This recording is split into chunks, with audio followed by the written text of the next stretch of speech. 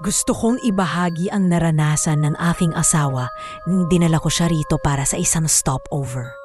Pagpasok namin sa lumang pintuang gawa sa kahoy, agad kaming nagsulat ng aming pangalan at kung taga saan kami sa malaking logbook. Habang bumababa kami sa lumang sementadong hagdan, bigla siyang humawak ng mahigpit sa aking braso. Kita ko sa mukha niya ang pagkabigla.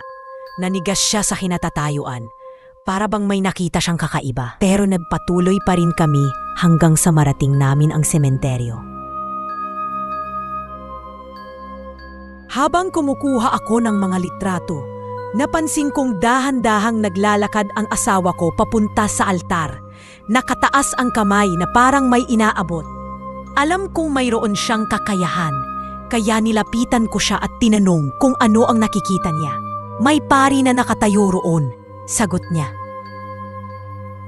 Tumingin ako sa paligid ng altar at sa kaliwang bahagi ay may nakita akong epitaph ng isang paring namatay noong mga bandang 1901.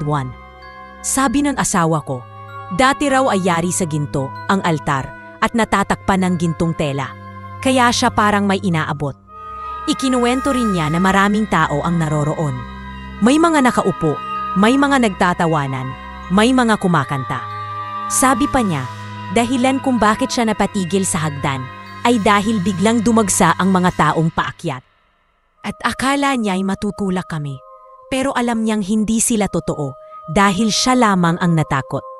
Ang suot ng mga taong iyon ay lumang kasuotan na parang mula pa noong unang panahon.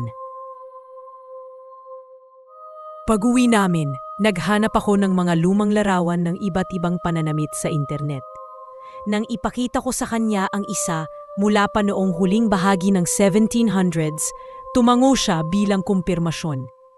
Hindi ko ito ibinabahagi para magyabang, kundi para ipakita na may ibang mundo talaga na naroroon at may mga taong may kakayahang makita iyon. At para sa akin, ang maging saksi sa karanasan ng aking asawa ay nakakatakot ngunit kamangha-mangha rin.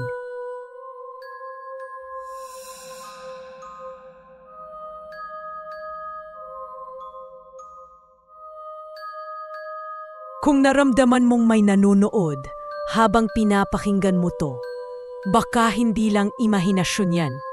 Comment below, mga kabituin. I-share ang inyong kwento. Baka kayo na ang susunod na ma-feature dito sa aking YouTube channel. Huwag kalimutan mag-like at subscribe at pindutin ang notification bell para sa mga susunod pang kwentong base sa totoong pangyayari. Maraming salamat.